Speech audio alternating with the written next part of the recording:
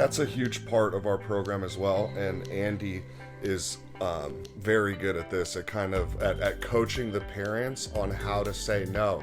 And sometimes the parents they'll want to blame the house and say like, well, the house won't let you have your phone. And what Andy will do is teach them how to say, look, this is the boundary, this is what we want, and no one is treated special. It doesn't matter. We don't care what your dad does for a living or what your dad doesn't do for a living. This is what we do here, and you're gonna do it with us, and we're gonna do it together. Here we go again, everybody. Happy Tuesday. Welcome back to the Nurse Tori Selfie Show, where I am on a mission to make healthcare hip, one selfie at a time. For those of you who don't know me, my name is Tori Meskin, aka at Nurse Tori. This is a platform dedicated to the amazing things going on here in the healthcare space. From medical field to entrepreneurs, brands, and businesses, I want to bring it all here to you. We're going a little Joe Rogan today, you guys. Many of you who follow me know this. I am a huge advocate for mental health. I think this is something I'm so passionate about due to the way it's affecting my family. So today I've brought on The Last House founder Clayton Ketchum and director of admissions Kirby. They are two of the amazing men running this group of award-winning sober living homes. As seen on Dr. Drew Pinksky's podcast, we talk drugs, alcohol, DUIs, personal discipline, mental health, and overcoming obstacles. We get real on this one. And to be honest, I truly attribute my brother's success navigating his bipolar diagnosis, sobriety, and quite frankly, his life due to this program and these homes. And so today I managed to wrangle them in and bring them here to you. This house single-handedly changed our family's projection. And you really honestly don't need to be sober or in recovery or someone who's even really touched by mental health to really get something out of this episode. For all my healthcare providers out there, I really feel like this is going to be a good one for you. Addiction really comes to us in so many different ways. For those of us in healthcare, we face both mental health and substance abuse daily, whether it's in the ER with an intake, in the ICU with an overdose, in the NICU with a drug-addicted mother, mental health wards, prisons. It just comes to us in so many different ways, and I just want to make it relatable, seeing as I am a nurse and I have been through it. I've been through the ringer with a family member who has mental health and substance abuse issues, and so I want to platform that moment here for you guys. All right, and lastly, before we head in, at the end of the episode, we have something really special for all of my healthcare providers out there. If you're seeking a degree in mental health education, stick around to the end. We have a great scholarship opportunity for you. So without further ado, let's dive in. Hey guys. Hi, thanks for having us. Thank you so much for coming in to talk to us. So to give you guys, I want to give our listeners a little background real quick. So you guys have been featured on the Dr. Drew Show. You guys have had features with ABC, Fox, NBC, the CW, Yale. And I wanted to bring you in here today as to what I consider sort of like a success story, because I feel like from our family's perspective, we were a success story from your program. So I want to bring you in today. And I want to give our listeners a quick visual of what I'm seeing here today. So what I love about you guys really is you guys are so relatable. You have like this, Clayton, you're just kind of like this, I don't know, rustic, trendy guy. Chris, you've got this like mustache. You guys are just like very like, I don't know, modern day relatable. Thank you. You could hang out with us. Yeah, is what you're saying. You're like someone that I would definitely, and you're very cutting edge. And I think that's something that I really want to highlight and talk about. And we're going to go into that today. So thank you very much for coming in, you guys. We're going to go ahead and dive right into this.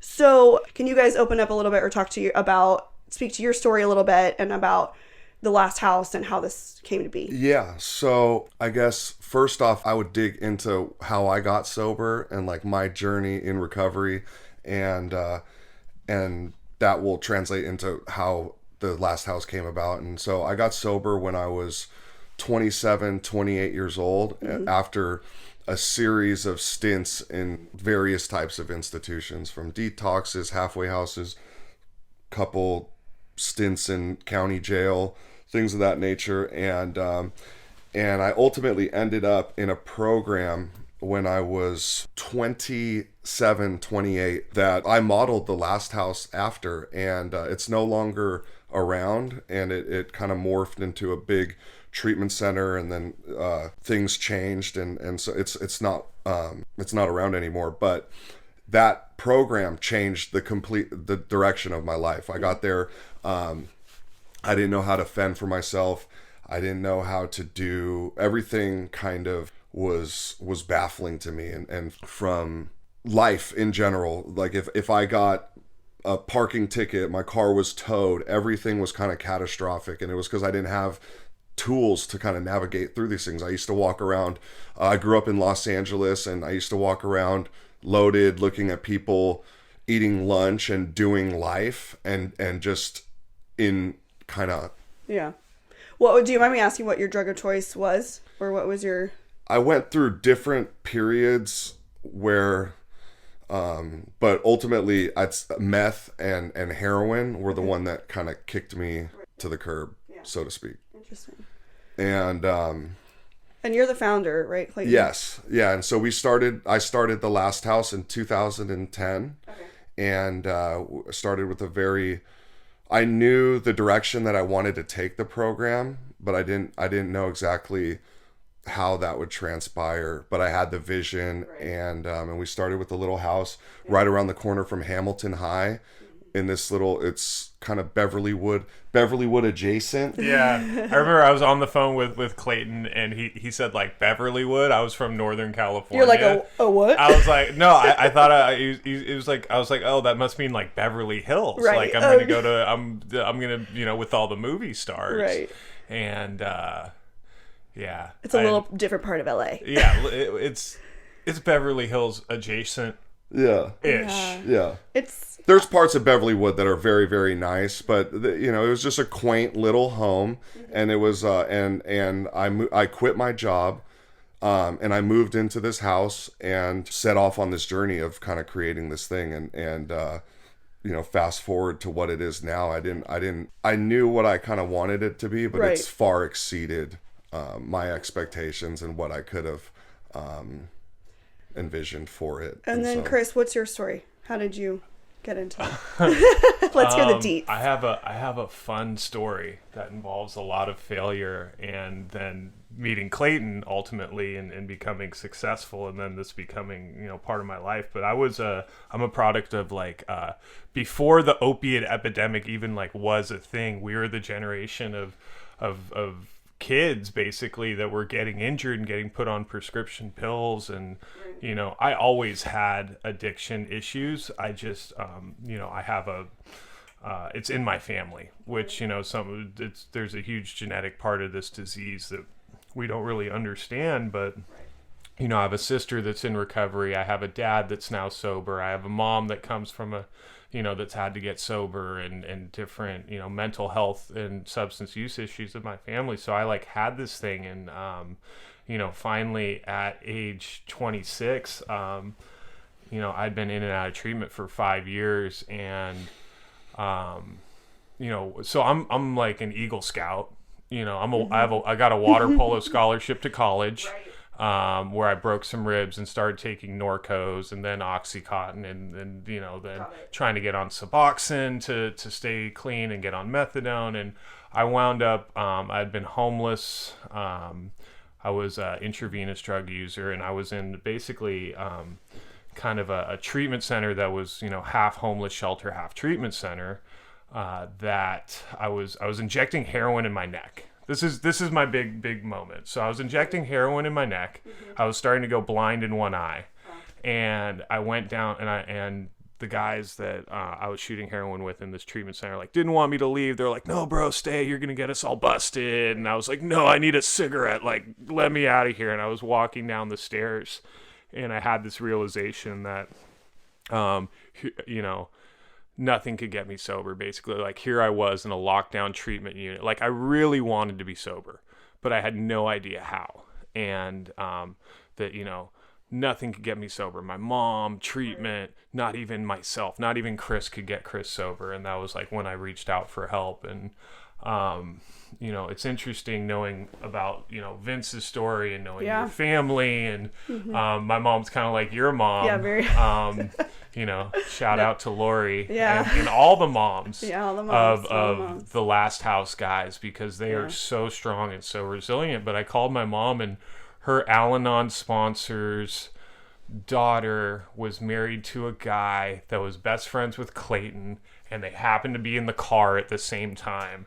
And my mom was just like, you know, 3 days later, I was on a plane going to this place. I didn't even know the name of it, the Last House. And, yeah, that was where I met Clayton. Picked me up from the airport when I was still all messed up. And How long ago was that? We thought he was sober coming out of detox, but lo and behold, he was, I think, getting loaded in detox. Oh, and so yeah. we were like, all right, what do we do with this? And yeah, he was wearing a snowboard jacket in like the middle of summer and at LAX, and I still remember it. Good. Yeah. polka dot board shorts. I was very confused. Yeah. I I think as so many probably are, you know, just going through that. I Yeah, would just imagine. like, where do I belong in this world? Right. Was really my, like, how do, like Clayton was talking about, like watching people like having lunch and doing normal, like, how do I do life? Like, how do I do normalcy without getting loaded, because life is so painful. When you have this disease, when it's activated, and you know you have cravings, and you know the constant pressure of needing to feel okay by you know it cost me, every time I was getting high, it cost $20, and I needed to get high 5-6 times a day. Like, how do I live in that space? And it was really Clayton and Andy at the house who taught me how, and the other guys at the house who taught me how to interact with the world. And they were like the first examples I had of, like, I know we were kind of joking about my mustache. And, He didn't have a mustache when I met him. It's iconic I now. couldn't grow That one. mustache is very iconic, I'll tell you. Thank you. I actually want to dive into that a little bit. So we're notorious here into the in LA. mustache, because I have a story about the mustache. Oh, okay. Well, let's go to the mustache. I want to hear this. How did this happen? So there's this iconic person in our industry. His name's Bill Lane. Okay. Right, and he was like, he's been sober 56 years. He just passed away, unfortunately, of cancer. But he was the guy. Everybody, if you ask anybody in the recovery, They know. mental health, they will know Bill Lane and Bill Lane and Associates Transport. And he could remember. He would meet you one time. He would remember your name, the name of your program, like who you were. Like, he's just the nicest guy in the world.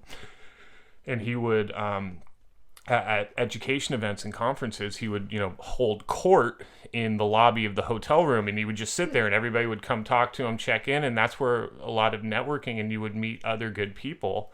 And I walk into this, and I did this mustache as a joke. Yeah. And I walk into this like super stuffy conference that, mostly lawyers and educational consultants and doctors, like people that are professionals. And I had this mustache, and Bill Lane, he's from Brooklyn. He's got this accent. He just goes, "Holy shit, Chris Kirby, you look like a porn star." And everybody in the lobby looked at me. Sure enough. And it became like the thing I was known by. You just need a little hair coming out of your chest, and then you're good. I can't grow the hair on the chest. I can only grow the hair above my lip. I can't even grow it on the sides of my face. Looks good. And so ever since then, it's become kind of like my thing. Your thing. I love it. And now my fiance, who I told you is in nursing school, and is really excited for this podcast and this, so and exciting. to have this be popularized. The struggles that you guys go through, will not let me shave it. Yeah. Like, we have a wedding coming up, and she's like, you've never seen my face. I love that. I love it. And she won't let me shave it. Fabulous. So. This is great. So I want to dive into a little bit more about your guys' program. So here in LA, we're notorious for sober living, rehab programs, halfway houses. That's like, it's the thing. You come to LA to get sober, right? But what sets you guys apart? Because I think in our head, a lot of people really have this like image of like what it's like, and I just think that you guys do completely the opposite of that, which is why so I want you to speak on that a little bit. What sets you guys apart, I guess, is what I would say that if you call a sober living and ask them, well, what's your program like, they're going to say, we're structured.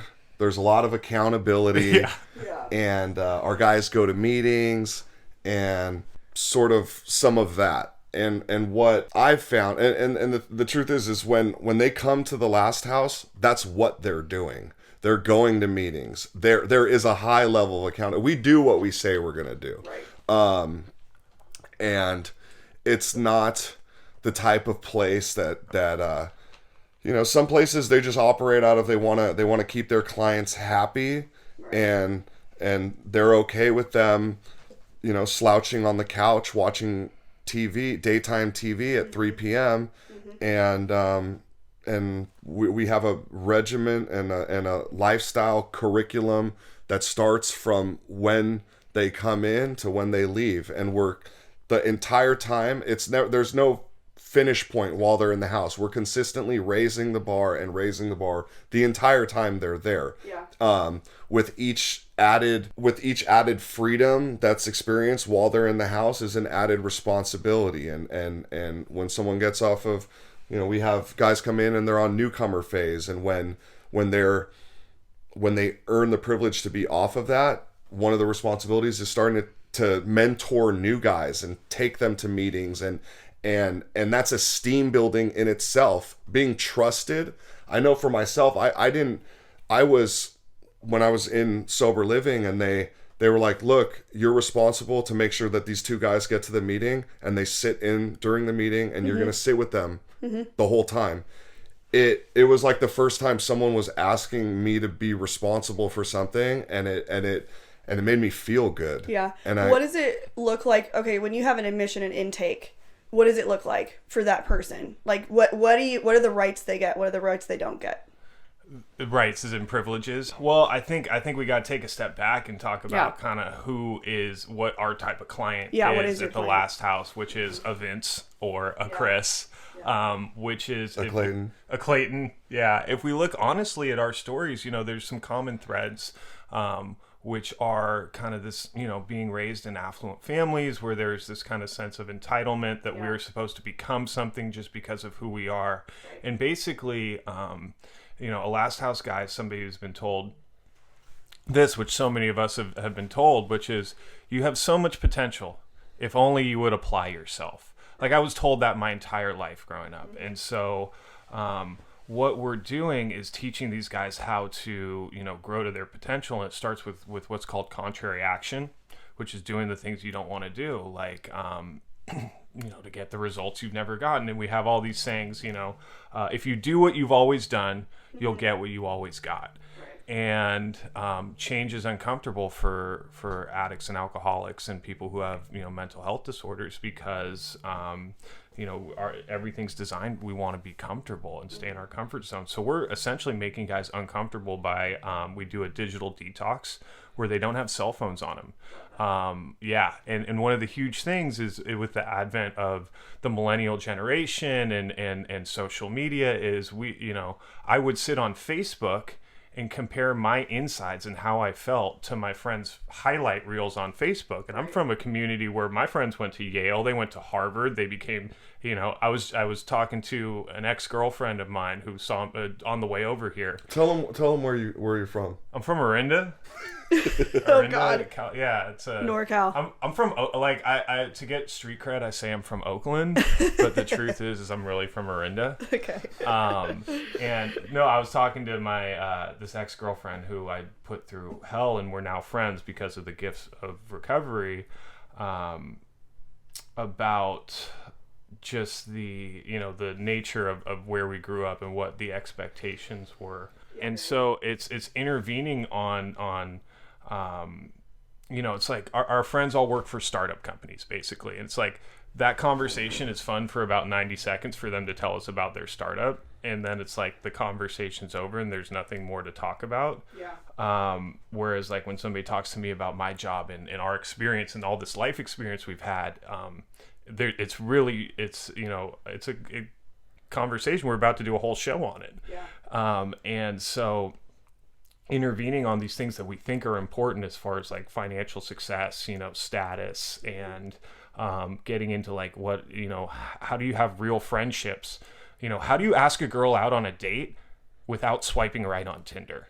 Like having these real human interactions. And, we have a buddy system. The guys get a big brother when they come in. And so essentially what it is like a corrective experience where they're having a corrective experience of a family where because, how deep do you want me to get into this? No, I think it's great. Keep going. I think this is where... Okay. So I grew up with, I don't know if you got this, but my parents wanted me to have the life that they never had, right? Their parents were post-war generation, very cold. Dad never said he loved, told my mom he loved her and things like that. So my parents became the opposite, where they wanted to be at every school event and all the sports teams, and I love you. And I kind of grew up in this very... emotionally,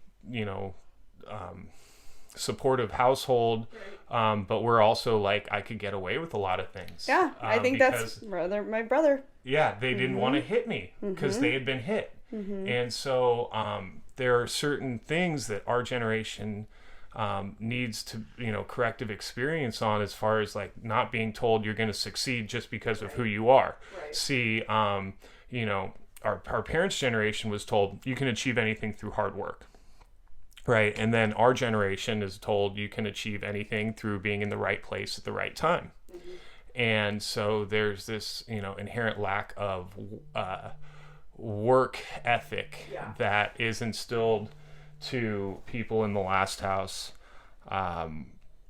just with being taught to show up on time and have consequences. Right. Something that I loved that you said on the Dr. Drew show was we're dealing with ego, entitlement, grandiosity, millennial. That's kind of where your people are at right now. And I think it's interesting because I see part of that, and I feel like that's all of you're saying resonates, at least in our situation as a family. Yeah. And families are ill-equipped to deal with it because it's like, I don't have kids. I don't know what it's like to be a mom. Yeah. So there's no emotional attachment for me to tell, somebody to like, knock it off and go make your bed. And, and if they don't like me, they don't like me. It's a professional, role I have, as opposed to, we talk a lot about parents loving their children to death. And Nurse Tori, I've actually had moms tell me, like, if he's going to die, I'd rather him die at home. Like, that's how bad it gets in some of these families. Right. Because they know it's coming, but at least, like, I can baby, or, if he needs something, I'm there. That's a huge part of our program as well. And Andy is very good at this, at kind of at coaching the parents on how to say no. And sometimes the parents they'll want to blame the house and say like, well, the house won't let you have your phone. And what Andy will do is teach them how to say, look, this is the boundary, this is what we want, and this is and so it's coming from another thing that I think that makes the Last House special is that we have guys from all over the United States, from North Carolina to Ohio to local and no one is treated special. It doesn't matter we don't care what your dad does for a living or what your dad doesn't do for a living. This is what we do here, and you're going to do it with us, and we're going to do it together. And I think that carries a lot of weight, and a lot of these parents, they think their kid is too good to work at Starbucks, and it's like, your kid hasn't worked in 8 years. You'll be lucky to work at Starbucks. I feel like we were on the other end of it. So I'll give you a recap of what, like, when we came to Last House, when Vincent was admitted, right? The recap on this was my brother had 3 DUIs, several arrests, was dealing with court hearings. He was off his meds. Bodily injury. He was just like, he was on one. Manic, completely the opposite of sober and within his mind. And so I think our family, and I don't know how many families you get like this, we were so happy to give up everything. I think we just felt like we had hit a wall and there was nothing. I literally was in my head, I was like, he's going to end up dead in a ditch or in jail having killed someone. This is where we were at. Well, it's funny how people have to, once that happens, once that, we call it surrender, happens, is finally, once people let go, is when the thing happens. And I tell parents about this story about how a week before I got sober and came to the last house, I asked my mom if I could come by the house to grab a blanket, if you could just leave a blanket outside. She was like, no, if you come by the house, I'll call the police. And it was just like, once it was like, it's almost like once there's this sense of hopelessness, there's so much hope in that. That's where the growth comes from, that place where people are able to just let go and open themselves up to the process. And most of the families that we deal with are more early intervention, whereas you guys, there was a lot of leverage with Vince. There was courts. He was going to jail. It wasn't like, oh, he's not gonna he's gonna lose some things. It was like he was gonna lose his freedom. Not even jail. I think it was like prison time. He was looking at some serious stuff. Like it was we were at the end of our rope with that one. I want to go a little bit micro here. What does a day in the life look like for one of your guys? Like, just take me through like a day of what it looks like. So it's much like a regular day. So like, I don't know if I said this yet, but I'm a graduate of the last house. I went through there. So the morning routine is we wake up, we make our beds, we have breakfast, we do morning meditation, we do our chores. And that's all from, 7:30. Day one to the end of their stay. So now it's 7 years out of the house. Every morning I wake up, I make my bed, I go sit down and have a cup of coffee, I meditate, and then I start my day. And it's basically teaching, it's habituating these principles. And so it's learn, and they have a to-do list that they filled out the night before. It's a lot of kind of stuff that we read about in books of like how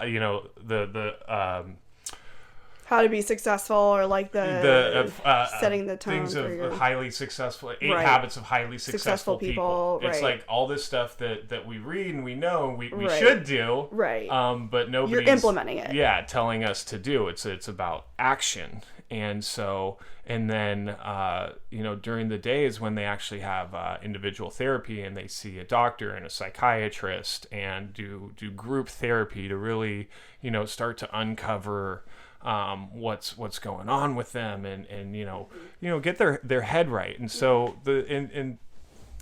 there's a whole bunch of like little quick things I could say about why is the last house more successful than a typical program. And I think one of them is that we're treating, the head and the hand are part of the same body, and we're treating both. So at the house, we're treating, where are your feet at? They're concerned about where are your feet at? What are the actions? And then they go to our clinical campus and they're doing therapies and EMDR therapy and getting into trauma and, uncovering, why they are the way they are, and then also furthering that corrective experience and looking at like where their head's at. So the clinical campus is worried about where their head's at, and it's joining those two pieces, because when I'm using, I have a head that can't deal with life sober, and I have a body that can't deal with life loaded. And it's like I keep, my head can't deal with the world, and my body keeps getting into trouble, or it keeps, overdosing, or it keeps, convulsing after too much alcohol. So just like the disease, and with mental health, it's like the brain chemistry is off, and then the body is, crashing cars and winding up in jail and hurting people, or wanting to kill itself, and body, mind, and we got to treat body and mind. What are the big drugs you guys are seeing nowadays? Like drug type, alcohol, like what are the most common things you're seeing as far as admission rates and things like that? I would say marijuana, meth, and heroin. Those are the three. I would say it's interesting because it depends on the age that if somebody's coming in kind of more early intervention or more late stage, like you guys, or your family kind of was.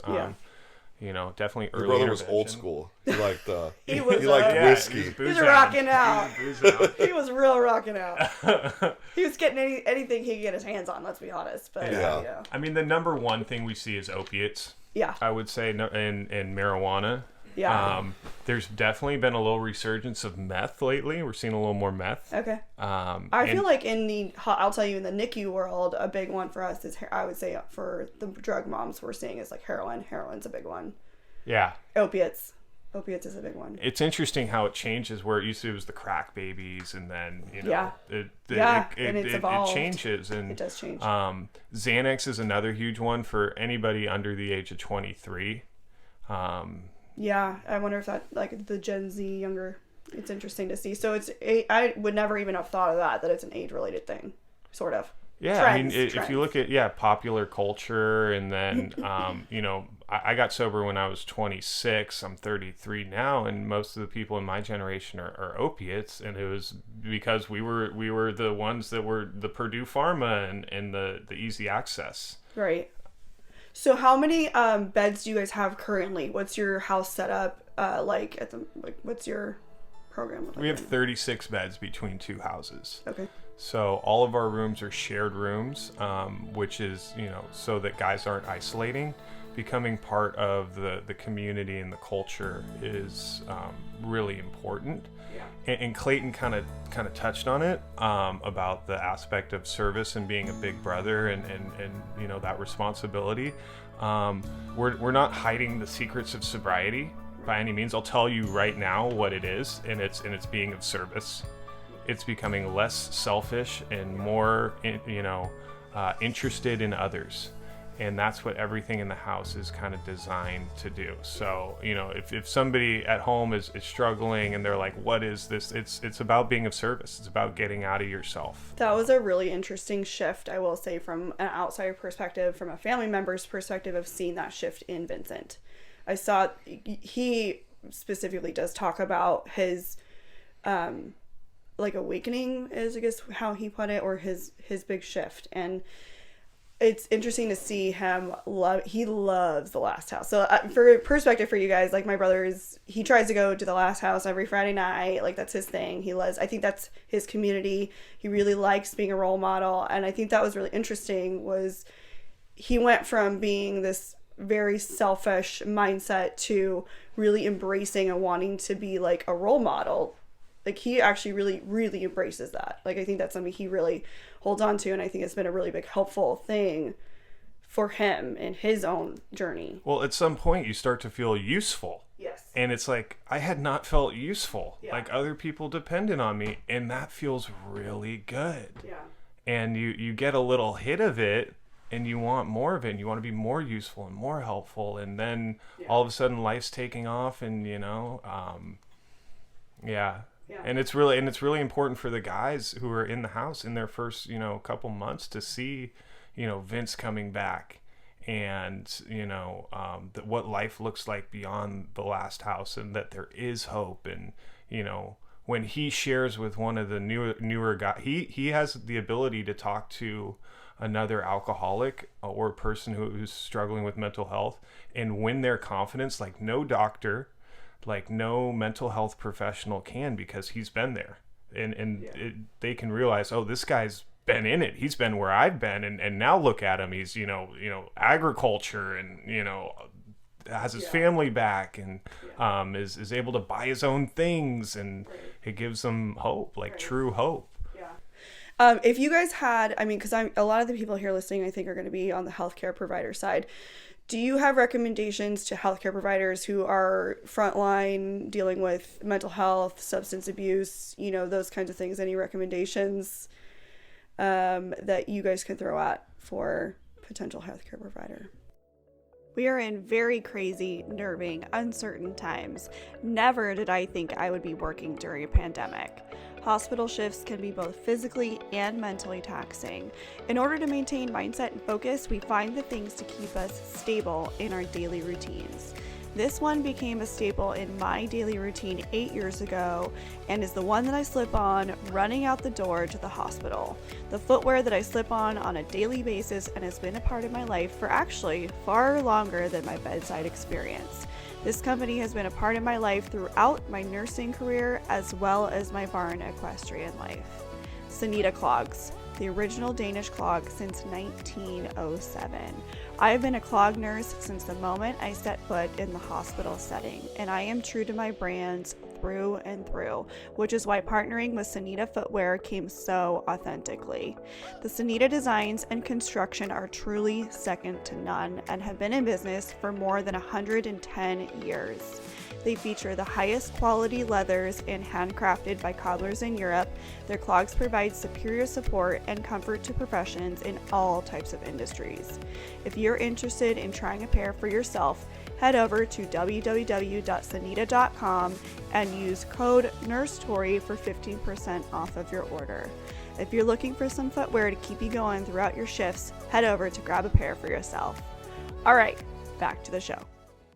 I mean, there's a lot, starting from, prescriptions of opiates and, when people are younger to, triaging it when somebody shows up into an emergency room where they need treatment and they're ready for treatment. And I think, so one of my huge things with kind of like scientists, healthcare providers is the urge is to have a synthetic solution. I wanted somebody to diagnose me with something Right. and give me the medication that would fix it. That's what kept me out there for years. Like what's really wrong with me? When the truth is that the solution, as we see it, those of us who have gone through it is not as synthetic. It's not just like the right combination of drugs. It's an experience somebody has to go through. So understanding that it's not as black and white as science teaches you. Right. I will say too, it's interesting because my mind shift has shifted a lot just because I've been through it personally. But even when I hear something from a healthcare provider of like, I have a mom, for example, who's on heroin, like it's interesting because I used to go so quickly to the mindset of like judgment. And it's interesting now because I really shifted my mindset of like, you don't know that situation. You don't know what they're going through mental health wise. You don't know what they're going through substance wise. You don't know what they've been through in their life. And so it's interesting because I think that's why bringing you guys in today has been really helpful. And I think for healthcare providers to hear this as well, like, are there any resources that you would recommend that we could tangibly be like, hey, this might be good something for you, or if a family member's with them, to recommend them to that? Yeah, I think number one, intervention is always referring somebody to a 12-step meeting if they're open to it, and having them call Alcoholics Anonymous and go to a meeting. And if they're there, if it's somebody who's far advanced and who is like in need of treatment, who has just come back from an overdose, who is in the emergency room because they got beat up trying to buy drugs and have hemorrhaging blood, it's that's where you want to call somebody like myself or like Clayton, and have us assess what type of treatment is going to be the best fit for them. Are they ready to come into something like the Last House, or do they need an acute or subacute detox to just get them free of the drugs?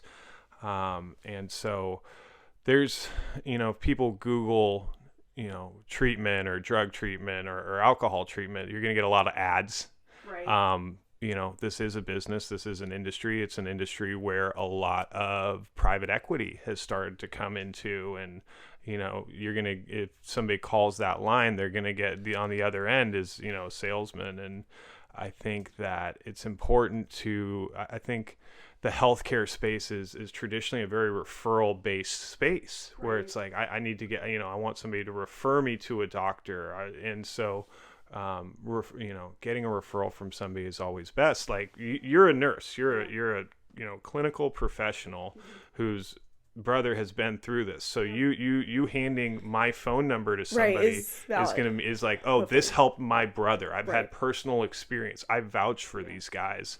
Means a lot more than just somebody searching us on Google. And when somebody calls my phone, off of just finding us on Google. I feel not only am I lucky, but they're lucky to have, because like I'm really in this. I'm a graduate of the Last House. I really care. I mean, it's like I care about all our guys. I know Vince. I know your mom. I know, it's. I have their numbers in my phone. Your mom has called me multiple times where she's like, "Oh, my friend, they have this." And, we've referred a lot. So that's essentially how we've kind of operated. So when you guys operate for, like, if someone's calling, how does it look when they're calling you? Does it, like, you're physically answering? Is that what you're saying? I'm physically answering. All of our 800 number goes to my cell phone or directly to you. Matt Fidlow, our intake coordinator's cell phone, and we start triaging and assessing it, right there. A lot of times it's, it is something like crisis, where it's a social worker in an emergency room, like, this person wants help. I got this call about a month and a half ago. This person wants help. We need them out of this bed because, this bed needs to be available for somebody who's, gonna die. But I want to get him help. I'm like, okay, I will get this guy in a bed in 1 hour. You just give me 1 hour, I will find a place, and in 1 hour I have a ride set up, and he needed to go to residential treatment because he was detoxing and needed acute detox services. Right. If someone lives across the country or doesn't have direct access to you guys, do you have any tips for them or anything, like, or just call you? Is that the best way to, like, maybe even just get a referral, or you know what I mean? Just start the conversation. I mean, somebody calling our number is a huge step that they're asking for help. It's 2020, right, and we're still talking about the how sobriety is weird and that word, and like, people are scared to reach out for help, especially if nobody knows. It took my mom a long time to just talk to people about what was going on with her son. And so there is a lot of stigma still around addiction. So, I make a commitment to, and anybody who works at the Last House has this commitment. Anybody who reaches out for help, we find them help.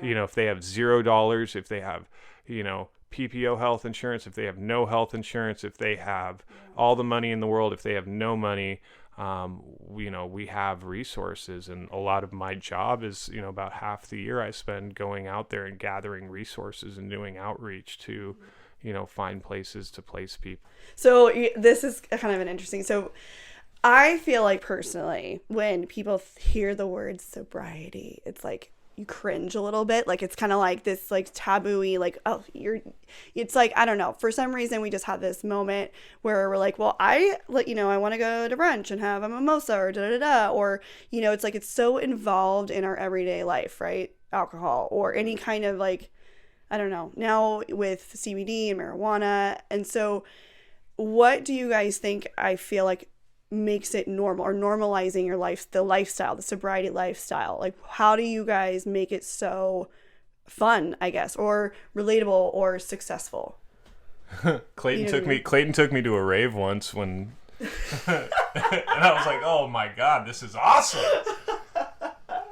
A sober rave. No, it wasn't. It was a rave. I mean, the first time I went to Coachella, I was in sober living, and it's like, I didn't have $300 to spend on a music festival and go and, like, I wasn't doing any of that. Maybe like early on in my addiction, but it kind of like, it was like a party, and then the party got smaller and smaller and smaller and smaller, and then it's just me and my drugs. And so, like, getting to get out there and be able to do, I go to Las Vegas and do all kinds of stuff that I wouldn't have done getting loaded, and I have more fun doing it now. I grew up in Los Angeles, and so I did most of my using there, but there's also such a big population there's a massive sober community and movement. There's meetings that the guys go to in the house where I don't go to because I feel old. And so, whereas if you go to other places, I would be the youngest person in the meeting. And so it's cool. It's a great place. Los Angeles is a great place to get sober. There's lots of opportunity to do stuff. There's conventions and dances and all kinds of things. And here's one of the big misconceptions about treatment, and that, is that we have to, when we get sober, we have to hide ourselves. We have to shield ourselves from alcohol. When, you know, I'm going to quote the big book of Alcoholics Anonymous, which has been around since 1937, and is a free program. It says anything that an alcoholic puts in front of him in an attempt to shield himself from temptation is doomed to failure. And so we have to learn to live life on life's terms. Alcohol is part of the culture. Smoking weed is part of our culture. And we need to learn how to function in life. And it's not even like a learning thing. You know, Vince talks about his awakening, and that's what it is. It's like, oh, I'm cool off all that. Like, I got into this phase where I really wanted to dance. I loved to dance, and I was about 1.5 years sober, and I started going to nightclubs to go dancing, and there was no interest in drinking, and I was like, I was working at this DUI school at the time, and I was like, how do I talk to I talk to girls out here? Like, oh my God. And this one promoter's like, without swiping right or without, I work at a DUI school. Like, he's like, oh my God, that's a perfect. So you work at a DUI school and then offer a girl a drink. So you can ask her if you can buy her a drink. It's great. And it's learning to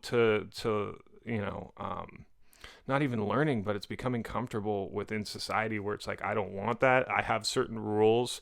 If I'm out at a place where alcohol is served and I set down my drink and I'm not 100% certain it's my drink, I don't pick it up no matter what. I'll go buy another one. Are both of your partners sober as well?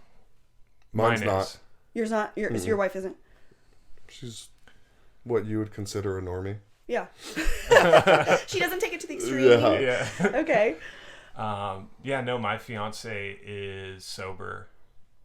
It's interesting because in our family, it's like Vincent did a good job, I will say, of blending in. Because in our family, it's like, drinks happen, but he doesn't make it a thing. It's like, it's not a big deal. Like, he's very open with that. He's like, it's fine. Like, but I think maybe that's his own sobriety journey. I don't know, but he's very open with like, it's okay. Like, you're fine. Like, he doesn't make it weird. Which is exactly the goal. I mean, in the beginning, we definitely, and in the last house especially, there's a lot of containment around not going to areas where there's heavy drug use, not working in bars. That guys aren't allowed to get a job in a bar their first job, and protecting and shielding guys. But this whole idea of we have to stay away from people, places, and things. It's like, well, we're gonna have to hide our whole lives. And when I go to, I go to a work meeting, it's likely that some people are going to be drinking there. And if I am going to need to be able to navigate that to be successful in the greater world. Yeah. The world doesn't just stop for you kind of thing. It's like, you have to learn how to navigate. And not only that, but actually we then get to use these principles and these things that we learn in recovery to thrive in life. We're not just surviving our addiction. It's like, I have this, I went to the school of Last House taught me so much more about navigating the world than any of the universities or prestigious schools I went to. How often are your guys diagnosed with like an additional like mental health disorder? So that's another interesting question. Pretty much everybody who comes in is dual diagnosed. There's anxiety and depression being the most common ones. And a lot of our job sometimes, and our psychiatrist's job, is figuring out why is it symptomatic? Is it because maybe they're depressed because they're detoxing, alcohol, right. Or maybe there's a chemical imbalance there. And sometimes it takes a few months of abstinence off of drugs to figure out, is this schizophrenia or is this meth-induced psychosis? Because if they're still hearing and seeing things after 45 days, it's probably not meth-induced psychosis. Right. And so I would say about 50% of our guys come in with what we would consider heavier diagnoses, thought disorders and mood disorders. And then the other 40% come in with, some type of mood disorder like anxiety or depression. And then there's another 10% that don't report that they have that. And for the most part, they maybe don't or have had an experience where they realize that they're depressed because of the drugs and because of the circumstances they put themselves in. Right. So we're heavily skewed towards there being mental health issues in addition to, addiction or alcoholism. I mean, like, I know my brother was off his rocker when he came to you. I mean, he was like, I was honestly very skeptical when he came to you. I was like, I don't know if it's going to work, but I just thank God that we, have a place to like throw him. But so he was so manic, so rude, so frustrating on our end. How do you guys handle these kind of personalities? Because you guys are handling some really tough kids, right? I mean, yeah. Good on all He's spectrums. a bigger guy too. Yeah. Yeah, you like pin him down. Like it's a No. He had a beard. Yeah, he was like with a lot of patience. Yeah. And like there's been tons of I remember talking to him outside a group when he wanted to bolt probably 5, 6, 7 times and just hearing him out and not obviously escalating him if he's frustrated about a rule or something, and just showing love and compassion and but yeah, it's awesome to see what he's done and what we could help him do. And yeah, he wrote, this is funny, I want to jump to this question real quick. So he wrote a lot of words. Can you guys talk about that a little bit? Because I think that's a really interesting, you guys do some interesting tactics in the house. Can you guys speak to this a little bit? Yeah. And so consequences are something that most of our guys haven't really had. Their families paid for the lawyer, paid for bail, they paid for him to go to a different school, they got him a tutor, they mitigated these consequences. Mm-hmm. So what we utilize for consequences are short essays that are on different topics like gratitude or mindfulness or 12-step questions. And so if somebody were to not show up to a meeting, they would get an essay on accountability or something like that. And that's introducing them to consequences in a low consequence environment.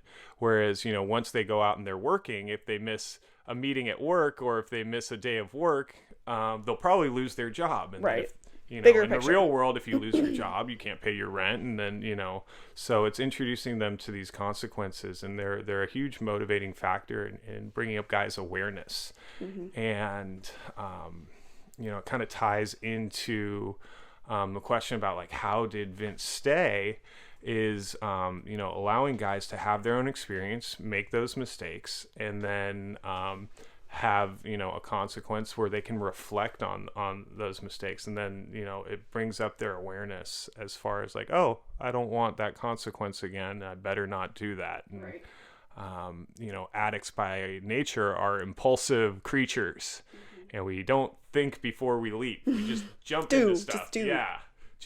I don't care what it is. Give it to me. I'll put it in my mouth. I don't, what kind of pill, I'd take stuff and then be like, oh, what was that I just took? Like after it's already starting to take effect. Yeah.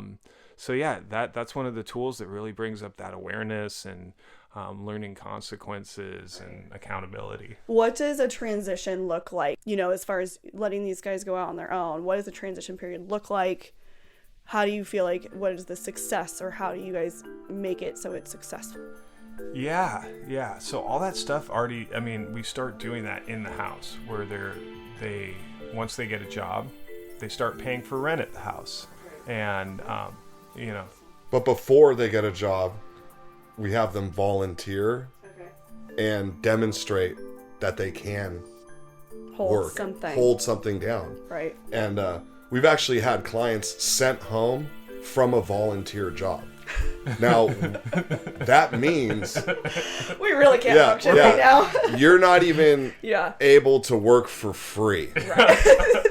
So and so we have a partnership with Meals on Wheels, and that's part of. So once someone gets off restriction, they'll maybe do that for 3 or 4 weeks, and then demonstrate that they're ready to work, and then we'll start transitioning them into job search. And we have guys that come in and maybe they have a master's in business. We have guys that come in that need help getting their GED, and we can help facilitate whatever the case may be. And so we have guys that come in who've been through 90 days of residential treatment, and they really need to get back to the workforce so they can stop draining the family of resources. And that's what I was about to ask. Yeah, there's a lot of factors at play. Okay. And we do our best to work with all of them to get them, because our goals generally are the same as the guys. Like, they want to have a job, they want to not be dependent on their families, they want those things, but they don't know how to get there, and they think like. And so we get them in the habit of and one thing is, we never lower the bar. We set the bar high and we never lower it. And the bar to graduate and move on and transition from the last house is a year of continuous sobriety. Worked all 12 steps through the program of Alcoholics Anonymous or Narcotics Anonymous, to be self-sufficient and moving towards financial self-sufficiency, where you're able to afford your lifestyle, to generally represent the principles at the last house. And so it's kind of like a pass-fail. Like, it's, we make it very, measurable as far as like it being a pass-fail. And then they move into an apartment with another graduate. They're paying for their own apartment. We continue to, drug test them. They come back they come back to the meetings at the house. They start learning how to balance life on their own with only, a little bit of accountability from the house, to where they're doing these things. I mean, they should be doing the same thing in the house that they do out now that they're outside of the house, kind of as second nature. Right. And I think my brother's stint was like 13 months. And even after that, I think he came and lived with us when we were done, and he was still getting drug tested each week, which was... It was nice to know, to be honest. Like, I was like, he was living here, and it was, you guys, followed up with it, and it was cool, because, I mean, that's obviously, I don't know, it just was reassuring to me, be like, yeah, we're good, he's staying clean, and it felt good. The transition period was, for us, it was very easy. Yeah. I felt like. You guys are able to breathe around him, and not, because you're so used to, you as the family have trauma from being around him, and like, oh my God, is he sober? Is he lying to us? Is he, and so just like, the Vince needs treatment, and recovery, you guys need recovery from him too. Right. So not to put the pressure on here, but when do you guys open up a female location? The pressu's on here. How many times have we gotten this question this week? Never. Never happening. I do have referrals for women, though. Okay. So that's good to know. Yeah, there's a couple good women's programming is just not the. It's different. Which is why I like what you guys are doing, because I do think it's such an important aspect of it, is you're just taking the whole gender piece out of it, in the sense of like, there's no pressure. I do think that it just works, absolutely. Single gender treatment yes. is much more effective, because guys aren't going to share in a group the same way if once a female enters. And now there's resource in 2020, there's different genders that need to get sober, and different gender pronouns that need to be used, and there's resources for everybody. But we're definitely open to supporting the female programs in our area and offering them advice and what's worked for us. Right. And there's a lot or maybe you're inspiring someone who wants to do that, so you never know. I hope so. I hope so. I know you guys have already shared a couple things, but I always ask this at the end of my podcast. Do you guys have a recommendation of a book, a resource, a Netflix, something that could be useful for our audience to hear or to look out for? Obviously, you guys go check out The Last House. But yes, The Last House website. One thing I did want to mention, that you mentioned that a lot of your listeners are either nurses or healthcare based, mental health. And interested. We do, not to go back to your original question, but we do offer a scholarship at the Last House for anybody that's in school pursuing mental health education. So if you just Google the Last House College Scholarship, it will pop up, and it's basically a short essay on I forget what. Well, this year what was great was we got to award it to a nurse who was really interested in mental awesome. health and substance use, and Wow. wrote an amazing essay asking for to be awarded the scholarship, and it was I mean, nurses are on the front lines of this. You see it, We are. I will say in the emergency departments, in our intake, substance is a very real thing that we deal with every day. And I think just, having more awareness of it, and just knowing where the big thing I would say for nurses is we want to know where the resources are. We like knowing where to send people if we can't, because they're trying to get that bed cleared, right? So they're in and out. They want the patient in and out. And like you said, but this has been amazing just to learn from your guys's, and the scholarship is really cool. That's and a lot of the public resources are not effective. There's this public resource of dial 211. I spent 3 years dialing 211 trying to get into treatment, and I'm an affluent kid, and I was sent to a lot of treatment centers with parolees, and I learned how to do parolee things. And so private I think kind of private resources are really, really good if you're talking to the right people. Like, for example, we're Clayton's the owner. We're not owned by a corporation. We're kind of like a family owned company, and that's when we work with other treatment centers, a lot of the ones that we work with are family owned.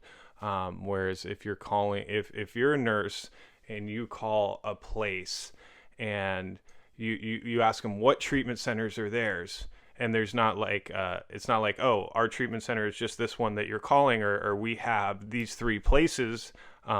It's not a good resource. That's a clearinghouse to sell calls to the highest bidder, to the treatment center that's paying the most amount of money to get that referral. So if it's like, oh, well, we have a couple, can you tell me more about what's going on? If it's anything other than, oh no, this is Chris. I'm the director of admissions at the Last House. Right. It's the only place I work. That was something I was so impressed with you guys. I will say, because my mom knew you guys by name in the first week. It was very you could feel the difference. I will tell you 100%. We knew immediately when we were dealing with this that you guys were. It was just that family feeling. You guys had a personal touch. You guys were really. My mom knew you guys by name, which I think is amazing, and it does. I will say 100%.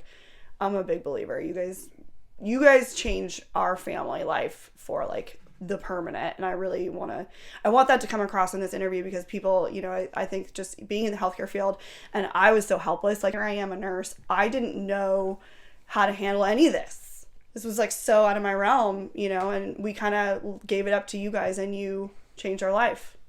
Yeah, thank you. I mean, the best resource, I'm always open to talking to people, and the best, visiting, for people who are interested, please take a minute to visit thelasthouse.net. Yeah. Pimp yourself out. Where can everyone find you? Thelasthouse.net. Okay. As you'll see the pictures of Clayton's fantastic beard and my lovely mustache and our stories. The handsome men of the Last House. Yeah. I think some of them might be single if girls are interested. There we go. Amazing. I'm not, but I'm not either. Darn. And you can. It's easy to Google us and find us. Yeah. The Last House Sober Living, and you have an Instagram too, correct? Call the number. Yeah. Oh, Clayton the does Last the House, Instagram, and we also have the Last House Dogs of Instagram. Those are all our rescues. We have rescue dogs at the house. The Instagram, the Last House is actually. Is it the Last House or the Last House Sober Living? It's the Last House. The Last House Clayton does it, and it's really fun and it's really cool. And even if you're not in recovery or sober, it's a good account to follow. It's uplifting to see these guys come from nothing, and then we were homeless and falling apart, to playing with dogs and going to our first surfing expeditions. And we also have a pretty cool short film that's on YouTube. If you go to The Last House, if you just Google The Last House Sober Living and go to YouTube, we have a 6-minute video, and I think that will really paint a picture for you of what like we're all about. And one of our graduates made it, who's also like a professional photographer, and he did a really good job of capturing what our program's all about. And yeah, and And as far as resources other than us, I'm a huge proponent of 12-step programming. The Big Book of Alcoholics Anonymous was originally written not just to alcoholics, but to help everybody better understand alcoholics. And before there was this industry of treatment, like, HR departments kept the Big Book on their chest so they, would know how to deal with their employee who was an alcoholic. Addiction comes in so many different forms, right? I mean, now, even my brother was saying there's like technology addiction, which I think is really interesting. It's like we're going beyond even just, substance in a physical form, right? Yeah, technology addiction is actually something we've been seeing a lot with, and something that's been co-occurring with, traditional substance use addiction. And one of the biggest kind of co-occurring things that happens is Adderall abuse and marijuana abuse of guys just sitting on the couch playing video games all night and then not being able to show up to any of their responsibilities. And that's the initial early intervention that moms are like, can you please take my son and get him off the couch? I don't know. He's not getting a job. He's just playing video games. He's just, Instagramming, and can you guys just take him for me? And usually that's an early intervention case where substance use is primary. It just hasn't overshadowed, the failure to launch thing, or the technology addiction or video game addiction. Right. Well, thank you so much, you guys, for coming in today. I know you guys are really busy, so, you're off doing very important things, but I really appreciate you guys coming in today and talking to our audience. Anytime. Yeah, really, thank you so much for having us, Nurse Tori. Thank you, guys. It's really really cool to like, have your brother in common, and I'm really interested in seeing what the fans think of his podcast, from his experience and your experience, and then hearing out, what the solution is on our side of it. And how you can help, hopefully even healthcare providers, and help us, guide people as to how to help people. Yeah. So I think this was really useful. Thank you so much for coming in and giving us all your amazingness. Yeah. So, alrighty. Thanks, guys. All right, you guys, thank you so much for listening. We truly value your time and look forward to bringing you more selfie shows. So this episode was loaded with information. I have linked the Last House website, YouTube, and resources below in the show notes. In order to support the show, please head over to rate and review the show. Let me know what you think. We really want to hear from you. I also have some exciting news. So we have started with some small selfie swag. So if you leave your Insta handle in the review, we'll send over some super cute stickers and a selfie badge reel featuring Selena, our selfie icon.